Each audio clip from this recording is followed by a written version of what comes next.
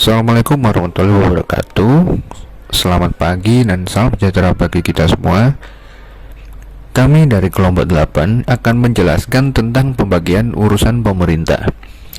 Kami kelompok 8 yang beranggotakan Rehan Umardari NBM 244, Gusti Yunitasari NBM 247, Sela Anisya NPM 249, dan saya sendiri Azel Noval NPM 253. Selanjutnya yang pertama yaitu kewenangan pemerintah pusat. Kewenangan pemerintahan pusat menurut UU nomor 32 tahun 2004 adalah negara Indonesia, negara merdeka dan berdaulat yang diperintah oleh pemerintah pusat. Hal ini juga diatur dalam pasal 4 ayat 1 UUD 145 alinea 1 yang menyatakan bahwa Presiden Republik Indonesia diatur oleh konstitusi, wewenang di Indonesia adalah presiden. Negara kita terdiri dari beberapa provinsi yang terdiri dari beberapa kabupaten dan kota untuk mengurangi beban kerja pemerintahan pusat. Beberapa daerah memiliki kekuatan untuk menjalankan anggaran pemerintah mereka sendiri dalam bentuk hak otonomi. Pemberian hak otonomi ini memberi daerah kewenangan terbesar dengan pengecualian daerah lain yang ditentukan oleh hukum seperti kebijakan moneter atau fiskal, agama, pertahanan, dan keamanan. Dan yang terakhir yaitu kebijakan luar negeri. Dengan menjalani wewenangnya, pemerintah daerah yang terdiri dari wakil ketua dan legislator daerah dan regional diberi wewenang untuk menetapkan aturan dan pedoman untuk melaksanakan kekuasaan itu tanpa mengurangi kepentingan masyarakat luas sesuai dengan persyaratan hukum. Untuk memilih pemimpin daerah dan legislator daerah di tingkat provinsi, kota, dan kabupaten, mereka dipilih oleh garis pemilihan yang demokratis sesuai dengan hukum Indonesia. Dinyatakan di dalam Undang-Undang Pemerintah Daerah Nomor 32 Tahun 2004 bahwa pelaksanaan desentralisasi masyarakat, pembagian fungsi pemerintah antara pemerintah pusat dan daerah otonom. Gagasan bahwa masih ada urutan pemerintah yang sepenuhnya menjadi tanggung jawab pemerintah. Sesuai dengan Undang-Undang Pemerintah Daerah Nomor 32 Tahun 2004 yang masih menjadi sepenuhnya tanggung jawab pemerintah pusat, yaitu terdiri dari kebijakan luar negeri. Kebijakan luar negeri mengacu pada penunjukan jabat diplomatik dan penunjukan warga negara pada jabatan lembaga internasional. Definisi kebijakan luar negeri kesimpulan dari perjanjian dengan negara lain, definisi kebijakan perdagangan luar negeri, dan lain-lain. Selanjutnya ada pertahanan. Misalnya konstitusi dan konstitusi tentara, deklarasi perdamaian dan perang, deklarasi negara atau bagian negara dalam bahaya, pembentukan sistem pertahanan dan senjata nasional, definisi dinas militer kebijakan, pertahanan negara untuk semua warga negara, dan sebagainya. Selanjutnya ada keamanan. Misalnya institusi kepolisian negara. Hal tersebut digunakan untuk menghindari tindakan terhadap pihak-pihak tertentu yang kegiatannya mengganggu keamanan negara-negara, dan lain-lain. Selanjutnya yaitu cetak uang dan pajak. Misalnya, uang dan tentukan nilai mata uang, tentukan kebijakan moneter, kendalikan peredaran uang, dan lain-lain. Selanjutnya yaitu justisi. Justisi di sini contohnya membentuk pengadilan, mempekerjakan hakim dan jaksa penuntut, menjatuhkan hukuman penjara, memperlakukan kebijakan imigrasi, memberikan keringanan hukuman, amnesti, menyelesaikan menghapuskan hukum, mengubah hukum maupun menggantikan hukum dan peraturan pemerintah, dan masih banyak lainnya. Yang terakhir yaitu agama. Contohnya yaitu misalnya dengan penetapan hari libur dalam rangka keamanan nasional, mengakui adanya suatu agama, membuat pedoman untuk administrasi kehidupan keagamaan, dan selanjutnya yaitu kewenangan pemerintah daerah. Kewenangan pemerintah daerah menurut Undang-Undang Nomor 32 Tahun 2004, pemerintah daerah adalah penyelenggaraan urusan pemerintahan oleh pemerintah daerah dan DPRD menurut asas otonomi. Tugas pembantuan pemerintah daerah dilakukan sesuai dengan prinsip otonomi seluas-luasnya dalam sistem negara kesatuan Republik Indonesia yang dimaksud dalam Undang-Undang Negara Republik Indonesia tahun 1945. Pemerintah daerah adalah gubernur, bupati, atau wali kota, dan perangkat daerah yang melaksanakan tugas sebagai unsur penyelenggara pemerintah daerah. Dan pada dalam Undang-Undang Nomor 32 Tahun 2004 Pasal 14 Ayat 2, urusan pemerintah daerah, kabupaten, atau kota berpotensi untuk meningkatkan kesejahteraan masyarakat sesuai dengan kondisi di daerah yang bersangkutan.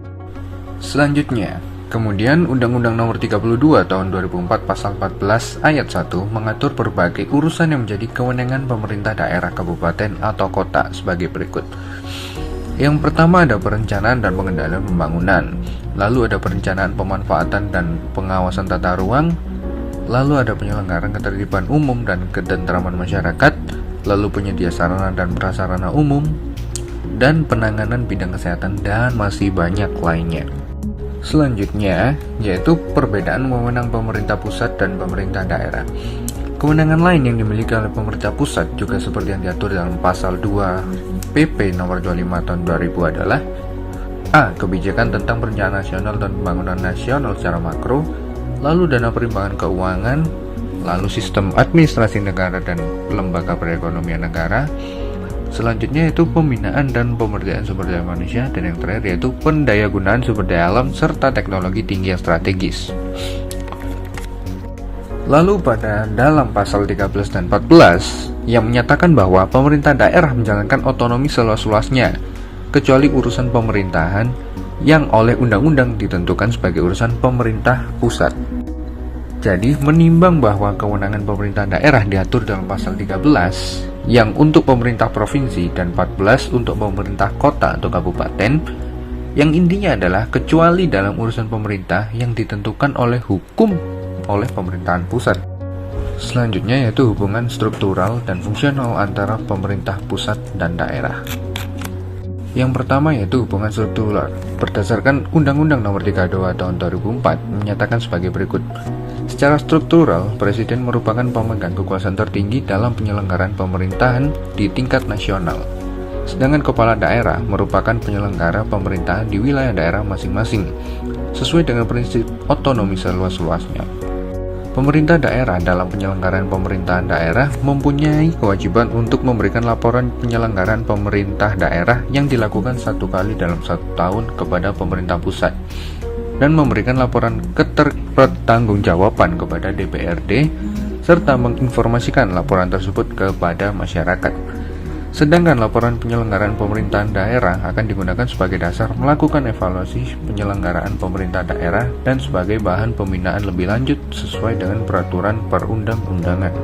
Dan yang kedua yaitu hubungan fungsional. Hubungan fungsional yaitu hubungan sukarela, melibatkan pembagian tugas dan tanggung jawab yang harus dipastikan oleh pemerintah pusat dan daerah dalam rangka pelaksanaan tata kelola yang. Selanjutnya kita akan membahas dampak negatif dan positif dari otonomi daerah. Yang pertama, efek positif dan negatif dari otonomi ekonomi daerah. Dampak positifnya yaitu dari sudut pandang ekonomi mencapai otonomi daerah memiliki banyak keuntungan, termasuk pemerintah daerah memungkinkan penduduk di daerah untuk mengeksploitasi sumber daya alam mereka di setiap daerahnya. Juga pengelolaan kekayaan alam di daerah yang ada secara optimal, maka akan meningkatkan penghasilan daerah. Dan cara ini orang akan bekerja dan mencoba mengelola kekayaan daerah sehingga mereka tahu apa yang terbaik untuk mereka. Pengelolaan sumber daya alam ini, khususnya sumber daya laut lokal setempat, sangat cocok di Indonesia terlepas dari efek positifnya, karena masyarakat lokal Indonesia sangat terkait dengan wilayah mereka dan administrasi untuk wilayah mereka. Namun untuk efek negatifnya, semenjak sebelum reformasi pemerintah pusat melakukan begitu banyak pengaruh atas semua kegiatan negara, kekuasaan pemerintah terhadap pemerintah daerah dianggap telah membatasi kewenangan daerah dalam struktur pemerintah daerah dengan dinamika sosial budaya. Hal ini yang menyebabkan ketergantungan jangka panjang pada pemerintah pusat, memusnahkan kekuatan lokal sehingga mereka tidak leluasa dalam mengembangkan kreativitasnya dalam membangun identitas daerahnya. Oleh karena itu, diperkenalkannya cara baru seperti ini. Pejabat lokal atau pejabat yang tidak teratur memiliki peluang banyak mungkin untuk melakukan pelayanan masyarakat. Selanjutnya yaitu efek positif dan negatif dari otonomi daerah pada aspek sosial budaya. Dampak positifnya di sini adalah desentralisasi akan memberikan kekuatan dalam hubungan sosial budaya di suatu daerah. Juga penerapan desentralisasi ini, pemerintah daerah dapat leluasa berkreativitas dalam mengembangkan budaya daerah. Bahkan budaya dapat dikembangkan dan diperkenalkan di daerah lain. Siapa yang diharapkan mampu menjadi lambang dan ciri khas daerah tersebut. Kemudian efek negatifnya adalah bisa menyebabkan persaingan yang tidak seimbang antara daerah satu dengan daerah sekitarnya, karena masing-masing daerah ini sangat menyoroti budaya mereka sendiri dan menganggapnya yang terbaik. Kemudian ada efek positif dan negatif dari otonomi daerah pada keamanan politik. Dampak positifnya adalah desentralisasi adalah usaha pemerintah Indonesia untuk tetap mempertahankan kesatuan dan persatuan bangsa. Karena implementasinya dari pemberian kebijakan ini yakni untuk melindungi wilayah-wilayah yang berniat memisahkan diri dari Indonesia. Lalu efek negatifnya, di satu sisi otonomi daerah dapat menimbulkan konflik antar daerah. Kemudian terdapat efek positif dan negatif dari otonomi daerah secara umum. Dampak positifnya yaitu masing-masing daerah dapat meningkatkan potensinya. Mengembangkan daerah berpenghasilan tinggi akan berkembang lebih cepat. Daerah juga memiliki kekuatan dalam mengelola dan menerapkan arahan tertentu. Kemudian daerah diharapkan yang lebih paham tentang kebutuhan di daerah mengharapkan otonomi daerah yang lebih besar. Kemudian dampak negatifnya adalah daerah tertinggal akan berkembang lebih lambat. Nah, jadi ada kurangnya ada kerjasama dengan daerah tingkat pertama karena mereka merasa memiliki daerah otonom, kabupaten atau kota. Terkadang ada ketimpangan sosial karena kewenangan yang diberikan oleh pemerintah pusat terkadang tidak ada. Kemudian terdapat hak dan kewajiban daerah otonom termuat dalam UU Nomor 32 Tahun 2004 Pasal 21 yang mengatur dan mengurus sendiri urusan pemerintahannya, lalu memilih pemimpin daerah, kemudian mengelola aparatur daerah, mengelola kekayaan daerah, memungut pajak daerah dan retribusi daerah, lalu mendapatkan bagi hasil dari pengelolaan sumber daya alam yang ada, lalu mendapatkan sumber-sumber pendapatan lain yang sah, dan yang terakhir mendapatkan hak lainnya yang diatur dalam peraturan perundang-undangan. Selanjutnya terdapat dasar pemerintahan daerah. Di dalam pasal 18 Undang-Undang Dasar 45 ini sebelumnya diamandemen menyatakan sebagai berikut, yaitu pembagian daerah Indonesia atas daerah besar dan kecil dengan bentuk susunan pemerintahannya ditetapkan dengan undang-undang dengan memandang dan mengingat dasar permusyawaratan dalam sistem pemerintahan negara dan hak-hak usul dalam daerah-daerah yang bersifat istimewa. Singkat penjelasannya ialah, jadi karena Indonesia ini suatu negara yang tidak memiliki daerah di dalam lingkungannya yang bersifat stat atau itu saja, daerah Indonesia ini akan dibagi ke dalam daerah provinsi, dan daerah provinsi ini juga dibagi ke daerah yang lebih kecil seperti yang bersifat otonom. Kemudian ada juga daerah administrasi belaka. Semua ini menurut aturan yang akan ditetapkan dengan undang-undang, di mana daerah-daerah yang bersifat otonom ini akan diadakan badan perwakilan daerah. Oleh karena di daerah pun pemerintahan akan bersendi atas dasar permusyawaratannya. Jadi jika mengacu pada pasal di atas tadi, terlihat bahwa pasal tersebut tidak memberikan ketegasan mengenai pemerintah daerah sebagai satuan pemerintahan yang otonom. Nah, di sini terdapat perbedaan dalam bunyi pasal di 18 Undang-Undang Dasar 1945. Yang pertama 18A, ada hubungan wewenang antara pemerintah pusat dan pemerintah daerah provinsi. Kabupaten dan kota diatur dengan undang-undang dengan memperhatikan kekhususan dan keberagaman daerah. Yang kedua, hubungan keuangan pelayanan umum, pemanfaatan sumber daya, dan sumber daya lainnya antara pemerintah pusat dan pemerintah daerah diatur secara adil dan selaras berdasarkan undang-undang. Kemudian pasal 18B, negara mengakui dan menghormati satuan-satuan pemerintahan daerah yang bersifat khusus dan bersifat istimewa yang diatur dengan undang-undang. Negara mengakui dan menghormati kesatuan masyarakat hukum adat bersama hak-hak tradisionalnya sepanjang masih hidup dan sesuai dengan perkembangan masyarakat dan prinsip negara kesatuan Republik Indonesia yang diatur di dalam undang-undang. Lalu untuk mengkaji pasal 18 Undang-Undang Dasar 45 ini menyatakan bahwa telah terjadi perubahan sangat mendasar berkenaan dengan struktur maupun substansinya. Secara strukturnya di pasal 18 ini yang tadinya hanya satu pasal menjadi 3 pasal yang terjadi penggantian yang menyeluruh termasuk penjelasannya. Selanjutnya saya akan menjelaskan mengenai konsep pemerintahan daerah. Konsep pemerintahan daerah terdapat 3 hal penting yang berkaitan dengan pemerintahan daerah, yaitu yang pertama ada berkaitan dengan dimensi pengertian, lalu ada berkaitan dengan bentuk pemerintahan daerah. Yang ketiga adalah berkenaan lingkungan yang berpengaruh terhadap pemerintah daerah. Selanjutnya, dimensi pengertian pemerintahan daerah. Konsep pemerintahan daerah berasal dari terjemahan konsep local government yang mengandung 3 pengertian, yaitu pemerintah lokal, pemerintahan lokal, dan wilayah lokal. Pemerintah lokal yang dimaksud adalah organisasi, badan, lembaga yang berfungsi untuk menyelenggarakan pemerintahan daerah. Dalam hal ini, organisasi yang memimpin pelaksanaan kegiatan pemerintah daerah yang dimaksud adalah kepala daerah dan Dewan Perwakilan Rakyat Daerah atau DPRD. Selanjutnya, pemerintahan lokal. Perbedaan antara pemerintahan lokal dan pemerintah lokal adalah kalau pemerintahan lokal yaitu penyelenggara otonom pemerintah daerah. Kalau pemerintah lokal yang menyelenggarakan kegiatan pemerintahan daerah. Lalu dari kegiatan yang diselenggarakan oleh pemerintahan lokal, fungsinya adalah untuk pembuatan kebijakan pemerintah daerah yang dijadikan dasar atau arah dalam menyelenggarakan pemerintahan. Hal tersebut sama dengan fungsi pemerintah pusat, hanya saja untuk pemerintah daerah yang melaksanakan adalah fungsi legislatif dan eksekutif. Untuk fungsi yudikatif tetap ditangani oleh pemerintah pusat. Fungsi legislatif daerah adalah membuat kebijakan pemerintahan daerah.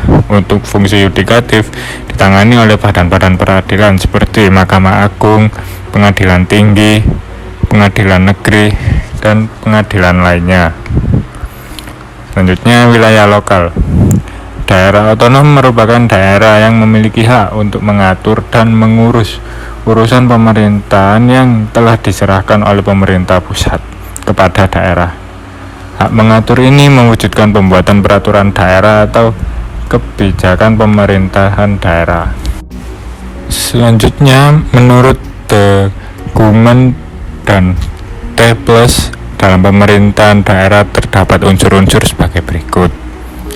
Yang pertama, pemerintah daerah adalah subsidi politik dari kedaulatan bangsa dan negara. Yang kedua, pemerintah daerah diatur oleh hukum. Yang ketiga, pemerintah daerah mempunyai badan pemerintahan yang dipilih oleh penduduk setempat. Yang keempat, pemerintahan daerah menyelenggarakan kegiatan berdasarkan peraturan perundangan. Yang kelima, pemerintah daerah memberikan pelayanan dalam wilayah yurisdiksinya.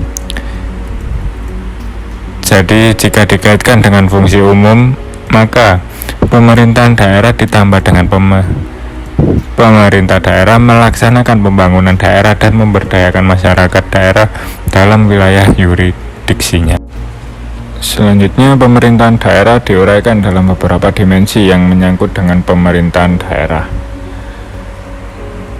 Dimensi ini dibagi menjadi 6, ada dimensi sosial, dimensi ekonomi, dimensi geografi, dimensi hukum, dimensi politik, dan dimensi administrasi. Yang pertama, dimensi sosial. Konsep pemerintahan daerah dipandang sebagai suatu kelompok masyarakat yang terorganisasi yang mendiami atau bertempat tinggal dalam satu wilayah tertentu dengan batasan geografis tertentu serta memiliki ciri-ciri tertentu pula. Selanjutnya, dimensi ekonomi. Dalam pembangunan pemerintahan daerah, potensi ekonomi menjadi indikator yang penting guna pemekaran daerah dan penyerahan urusan daerah, sehingga dalam kelanjutan pengelolaan urusan pemerintahan yang diserahkan kepada daerah dapat diberdaya guna dan berhasil. Potensi ekonomi daerah menjadi indikator utama dalam mempertimbangkan bisa tidaknya daerah itu dimekarkan. Selanjutnya, dimensi geografi. Dalam suatu unit organisasi pemerintahan memiliki lingkungan geografis dengan ciri-ciri tertentu. Ciri-ciri geografis ini mempunyai pengaruh terhadap pelaksanaan tugas-tugas pemerintahan mulai dari pembangunan, pembinaan masyarakat, serta pembuatan dan pelaksanaan kebijakan pemerintahan daerah maupun tugas-tugas administrasinya. Selanjutnya, dimensi hukum. Badan Hukum Publik Pemerintah Daerah dipandang sebagai unit organisasi pelaksana pemerintah pusat. Pemerintah daerah juga merupakan suatu organisasi mandiri yang mewakili kepentingan masyarakat di daerahnya. Artinya, dalam batas-batas tertentu, pemerintah diserahi urusan pemerintahan untuk diatur, diurus, dan dikelola. Selain itu, pemerintah juga dapat membuat kebijakan baik berwujud peraturan daerah. Sebagai badan hukum publik, pemerintah daerah diberi wewenang untuk mengurus urusan pemerintahan yang telah diserahkan menjadi urusan rumah tangganya dan diberi kewenangan untuk memiliki harta kekayaan sendiri serta mewakili organisasinya baik di dalam maupun di luar pengadilan. Dimensi ini mempunyai 3 karakteristik. Yang pertama, keberadaan pemerintah daerah merupakan satu kesatuan yang terorganisasi dan memiliki organisasi sendiri serta memiliki hak dan wewenang untuk mengatur dan mengurus rumah tangganya. Yang kedua, memiliki kewenangan untuk mengatur dan mengurus rumah tangganya sendiri atau memiliki pemerintahan sendiri. Itu dicerminkan dengan dimilikinya satu badan perwakilan rakyat daerah. Yang ketiga, mempunyai hak untuk mengadakan perjanjian dengan pihak ketiga atau pihak-pihak di luar organisasi pemerintahan daerah. Selanjutnya, dimensi politik.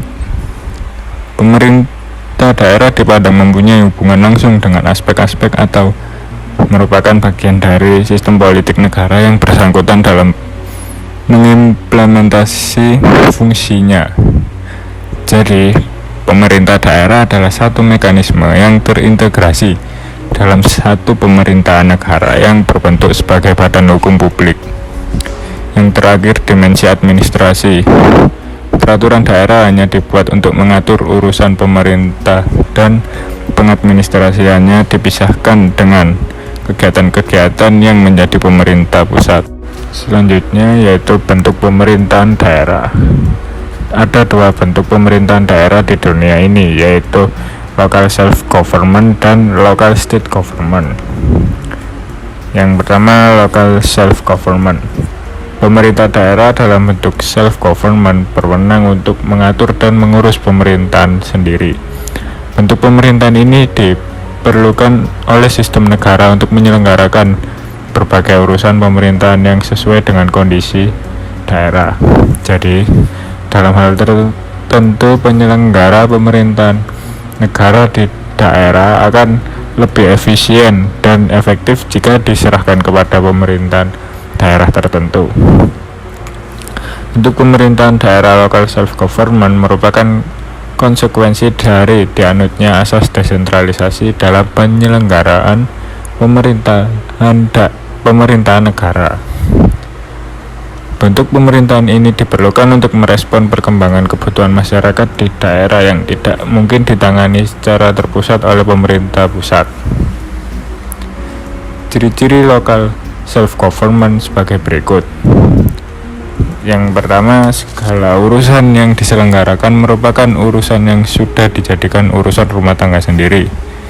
Yang kedua, penyelenggara pemerintahan dilaksanakan oleh alat-alat perlengkapan yang seharusnya bukan terdiri dari pejabat pusat, tetapi pegawai pemerintah daerah. Yang ketiga, penanganan segala urusan itu diselenggarakan berdasarkan inisiatif atau kebijaksanaan sendiri. Yang keempat, hubungan antara pemerintah pusat dengan daerah berupa hubungan pengawasan saja. Yang terakhir, yang kelima, seluruh penyelenggaraannya pada dasarnya dibiayai dari sumber keuangan sendiri. Jadi, hak otonom dalam local self-government tentunya harus berada dalam kerangka sistem pemerintahan negara. Kemudian yang kedua, local state government.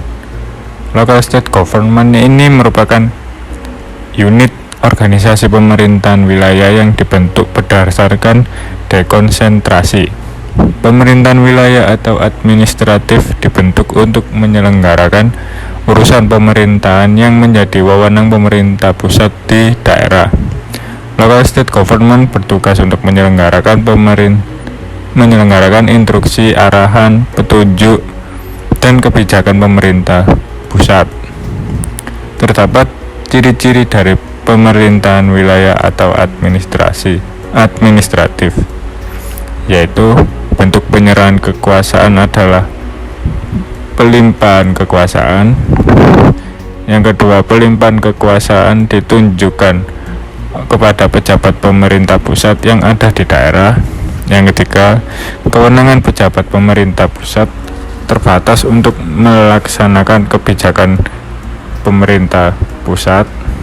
Yang keempat, pemerintah wilayah tidak memiliki wewenang untuk mengurus urusan rumah tangga sendiri. Selanjutnya, saya Sela Ansa Saharani, NPM 249, akan menjelaskan mengenai lingkungan pemerintah daerah. Struktur, bentuk, dan fungsi pemerintah daerah di dunia ini banyak dipengaruhi oleh lingkungannya, termasuk organisasi yang selalu berada pada lingkungan tertentu. Lingkungan ini dapat memberi energi dan dapat memberi pembatas dari kegiatan organisasi. Oleh karena itu, apabila organisasi tidak mampu menyesuaikan diri dengan lingkungannya, maka organisasi tersebut akan mati. Menurut Muttalib dan Akbar Ali Khan pada tahun 1971 berpendapat bahwa faktor-faktor yang mempengaruhi pemerintah daerah adalah yang pertama, yaitu historis atau perjalanan sejarah. Perjalanan sejarah ini merupakan salah satu faktor yang paling dominan yang mempengaruhi bentuk, struktur, dan fungsi pemerintahan daerah suatu negara.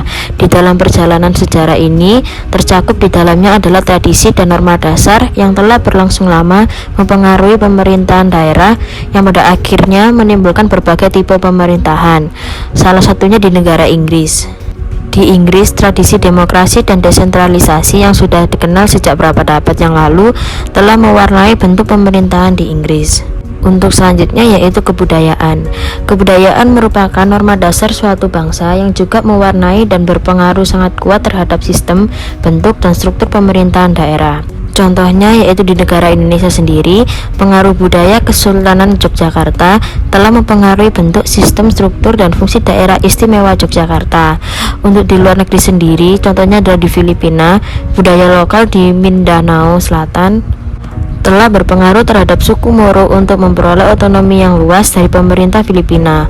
Hal ini juga diperjuangkan karena mereka merasa mempunyai budaya yang jauh berbeda dengan daerah lain yang ada di negara Filipina pada umumnya. Selanjutnya yaitu tradisi keagamaan. Tradisi keagamaan yang dipegang teguh oleh masyarakat suatu negara juga turut mewarnai bentuk, sistem, struktur, dan fungsi pemerintahan daerah. Salah satunya adalah di negara Indonesia dan di kota Aceh. Misalnya, semua kebijakan yang dibuat oleh pemerintah pusat maupun pemerintah daerah jika ingin dilaksanakan dan berhasil harus memperhatikan kaidah-kaidah agama Islam. Untuk di luar negeri sendiri, terdapat di negara India, yaitu untuk membuat program-program pembangunan atau membuat kebijakan pemerintah dalam melakukan suatu kegiatan tertentu, masih memperhatikan ilmu-ilmu perbintangan yang menurut anggapan masyarakat setempat adalah berpengaruh fenomena-fenomena alam terhadap keberhasilan dan kegagalan program kegiatan pemerintahan. Selanjutnya yaitu geografi dan demografi. Keadaan alam dan keadaan penduduk di suatu daerah juga mempengaruhi sistem pemerintahan daerah. Sedangkan perbedaan kondisi geografi dan kondisi penduduk dan juga karakter masyarakat setempat juga perlu mendapat perhatian yang serius, khususnya dalam memekarkan atau membentuk daerah baru. Contohnya di Indonesia, dalam menangani penyelenggaraan pemerintah di daerah tertentu, pemerintah Indonesia memberikan perlakuan khusus dalam arti dalam membuat kebijakan pemerintah memperhatikan kondisi geografi dan demografi masyarakat setempat. Misalnya, dalam hal mengelola penyelenggaraan pemerintah di daerah Papua dan Papua Barat karena kondisi geografi dan demografi sangat berbeda dengan daerah lainnya. Yang pada akhirnya pemerintah memberlakukan otonomi khusus dalam penyelenggaraan pemerintah daerah pada kedua daerah tersebut. Selanjutnya yaitu politik. Bentuk pemerintahan suatu negara juga mempengaruhi sistem pemerintahan daerah. Bentuk pemerintahan monarki, aristokrasi, oligarki, demokrasi, politik, dan tirani akan mempengaruhi pembuatan kebijakan dalam penyelenggaraan pemerintah daerah. Misalnya di Indonesia sendiri, Proses penyelenggaraan pemerintah di tingkat pusat dan daerah akan selalu bertumbuh pada sistem pemerintahan demokratis, kedaulatan di tangan rakyat. Selanjutnya yaitu kondisi ekonomi, tingkat pertumbuhan ekonomi suatu daerah, tingkat pengangguran, tingkat perkembangan sektor perdagangan dan sektor jasa sangat berpengaruh terhadap pelaksanaan tugas pokok pemerintahan daerah dalam pembinaan masyarakat, penyelenggaraan pemerintah, dan pelaksanaan pembangunan. Semakin tinggi kemampuan ekonomi dan kapasitas keuangan pemerintah daerah, semakin tinggi pula kemampuan pemerintah daerah untuk melaksanakan pembangunan di daerahnya. Dan yang terakhir adalah kondisi sosial. Di kondisi sosial ini ikut memberikan dasar yang penting dalam penyelenggaraan dan pengembangan pemerintah daerah. Karakter sosial suatu masyarakat sangat mempengaruhi pelaksanaan tugas pembinaan masyarakat, pelaksanaan pembangunan, demikian pula juga dengan pelaksanaan tugas pemerintahan itu sendiri. Dalam praktiknya, penyelenggaraan pemerintahan daerah, perkembangan masalah-masalah sosial seperti masalah pendidikan, kesehatan, mobilitas sosial, masyarakat, dan masalah perubahan sosial lainnya menuntut perlunya perubahan pendekatan dan strategi dalam penyelenggaraan pemerintah daerah. Selanjutnya, saya akan menjelaskan tentang tujuan umum penyelenggaraan pemerintah daerah. Pemerintah daerah sebagai salah satu subsistem dari sistem pemerintahan Indonesia adalah unsur utama dalam penyelenggaraan pemerintah di daerah. Dalam penyelenggaraan pemerintah, jika dilihat dari aspek-aspek manajemennya, terdapat pembagian wewenang tugas dan tanggung jawab antara pemerintah pusat dan pemerintah daerah. Akan tetapi, tanggung jawab terakhir tetap berada di tangan pemerintahan pusat. Apabila disimak secara seksama, di balik pertimbangan-pertimbangan tentang perlu adanya penyerahan kewenangan kepada pemerintahan di daerah, sebagaimana telah diungkapkan terdahulu dikandung maksud dan tujuan sebagai berikut. Yang pertama yaitu secara politis, untuk menjaga tetap tegak dan utuhnya Negara Kesatuan Republik Indonesia berdasarkan Pancasila dan UUD 1945 yang dikonstruksikan dalam sistem pemerintahan pusat dan daerah yang memberi peluang turut sertanya rakyat dalam mekanisme penyelenggaraan pemerintahan. Yang kedua, secara formal dan konstitusional untuk melaksanakan ketentuan dan amanat UUD 1945. Dan yang ketiga adalah secara operasional untuk meningkatkan efisiensi dan efektivitas penyelenggaraan pemerintahan, meningkatkan pelayanan masyarakat, dan melancarkan pelaksanaan pembangunan. Dan yang keempat adalah secara administrasi pemerintahan untuk lebih memperlancar dan menertibkan pelaksanaan tata pemerintahan secara lebih baik dalam rangka good governance.